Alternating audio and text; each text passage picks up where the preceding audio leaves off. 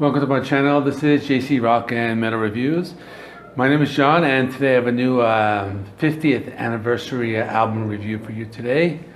It is by Funkadelic, and the name of the album is called Maggot. So you're probably wondering, I have a picture of Jimi Hendrix in the background, and how does that tie into all of this? Well, I'll be explaining that in my video. So before I begin, if you haven't subscribed, please subscribe. I do rock and metal reviews, rankings, and more. So now let's talk about the album.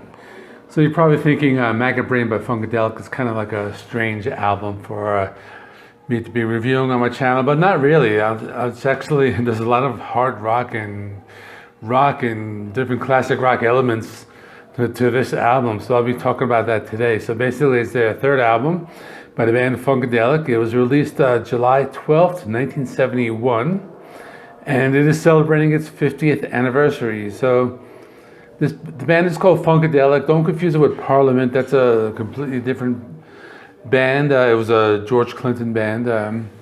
Now later they did kind of combine and do a Parliament Funkadelic, where they kind of just kind of mixed it up, and it was kind of like a rotating thing of musicians. And the album was produced by George Clinton, so he was very popular. I did talk about him in my Red Hot Chili Peppers ranking. He did produce one of their albums, and this was recorded at United Sound Systems in Detroit. On the lineup, we have Tall Ross on guitar, we have Billy Nelson on bass, and we have Tiki Fullwood on drums. And this album is just a big mix of different styles.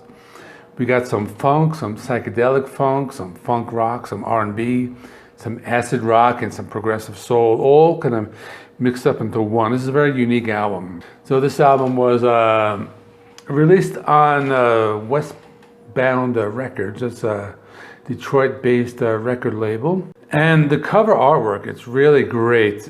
I mean, it almost looks like a heavy metal album, but the cover artwork was photographed by Joel Brodsky. He was a photographer, and the model on the cover is Barbara Cheeseborough, and she's been on different magazine covers, and she was very well known in the early 70s. And this album, the band actually broke up after this album came out, so kind of interesting.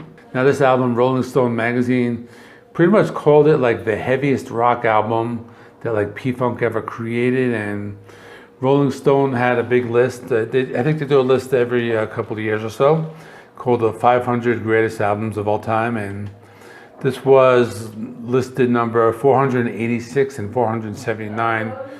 You know, it was listed twice on this 500 greatest album, so this is definitely really a great album. So basically the first song is called Maggot, the title track, and it's basically a 10-minute song performed by a guitarist. His name is Eddie Hazel, and he was the lead guitarist for Parliament. Basically it's a big long guitar solo, kind of inspired by Jimi Hendrix. He used a lot of like fuzz and wah effects. George Clinton also like added like delay and other effects. He kind of creates this really crazy like psychedelic sound. The song starts with a very spoken word intro by George Clinton, some acoustic guitar in the background. The guitar playing is like very slow and bluesy, and this is a really good song to like listen to with headphones. You know, just hear the sounds kind of move back and forth between your ears, and the left and right channels they kind of switch on and off. Are really cool. There's some really like slow trippy parts in the middle. It's pretty cool. There are parts of it that remind me a little of like early Pink Floyd. Lots of echo effects, there's like feedback and noise. So it's a very kind of like groundbreaking song, but it's basically just like one long guitar solo. After that, there are going to be a couple of like shorter songs. So the next song is called Can You Get to That? And this one has Isaac Hayes' backing vocal group. The name of it is called A Hot Buttered Soul. The song mixes like folk and blues and gospel. It's a pretty cool acoustic guitar intro. Almost like a bluegrass feel. I think it's pretty cool. And the song is sung by like, there's like many different like vocalists. So a lot of them are singing high, some are singing like really low, like a baritone. So it's a really cool, like it's like a group effort. You know, it's a pretty cool song. Only 3 minutes long. Next one is called Hit It and Quit It. This one has pretty cool, like a classic rock guitar riff. Has a pretty cool like lead guitar, has some wah effects, has some organ playing. Really cool like extended organ solo. I thought that's pretty cool. Really nice mixture of the electric guitar and the organ, and it has a really cool like guitar solo with lots of different effects. Next song is called You and Your Folks, Me and My Folks. It has some electronic like distorted drums, and this is just like another song with like just like these like group vocals. You know, the song just a very like hard driving song. A lot of piano, has a really nice drum beat to it. Song has like lots of energy, just like a really feel good song. Next song is called Super Stupid, and it starts out with like another one of those guitar solos that kind of reminded me of Jimi Hendrix again. Probably like the hardest rocking song. It's almost like a metal song.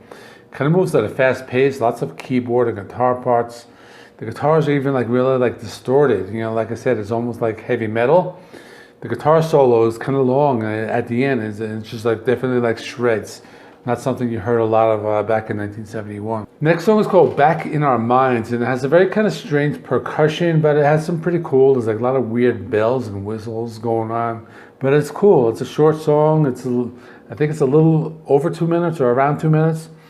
I guess you can call it maybe like R&B or blues. There are a lot of like interesting sounds going on. Lots of horn and piano and bass. So that's pretty cool. The last song is called Wars of Armageddon. They call this basically a freak out jam with like some psychedelic sound effects. It has a pretty cool drum beat, just really cool beat. Kind of use the cowbell, I like that part a lot. Lots of different sound effects. I'm thinking of like the Beatles' Revolution Number 9 or the other Beatles song Tomorrow Never Knows, where they just have all these like different effects. Pretty cool, but it's just lots of guitar fills.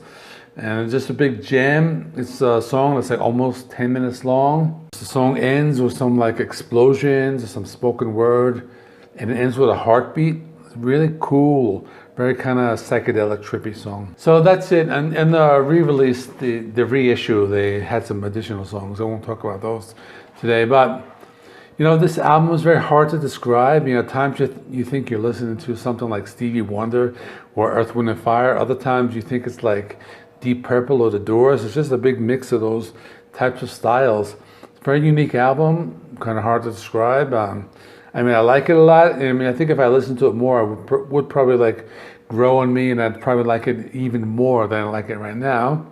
It's the kind of album, if you like listen to it on repeated listens, you'll probably be hearing new things every time you listen to it. You know, I definitely recommend it if you're like a rock and metal fan. You know, check out this album. It's just like, you know, don't overlook it, and don't like let the band name or the whole like presentation of the album make you think it's like something else. It is something that's pretty cool to listen to. There's lots of guitar and organ. There's lots of like shredding and fast playing. It's like a really weird experience listening to it. And that is it. I just recommend you listen to this album. So comment below if you have heard this album. I actually saw a couple of VC channels. I think it was Nick Rudo and I think it was Bob Bradley. They were showing this album not too long ago. I remember seeing those videos. But anyway, coming up on my channel, I want to start my favorite soundtracks, my first episode is going to be The Decline of the Western Civilization. Part 2 soundtrack, that one I still have on CD. I'm going to be talking about that one in depth. I have a couple more anniversaries. Deep Purple's Fireball, Black Sabbath, Master of Reality. This weekend, some more new releases. So we have the Powerwolf, which I thought was coming out, but that is coming out next weekend. And there's a new album by the Bare Naked Ladies, which I may or may not do. I don't really know that band other than the Big Bang Theory intro song, but I don't know, I might do that. And that's it. Check out my in-video links, and I will see you in the next one.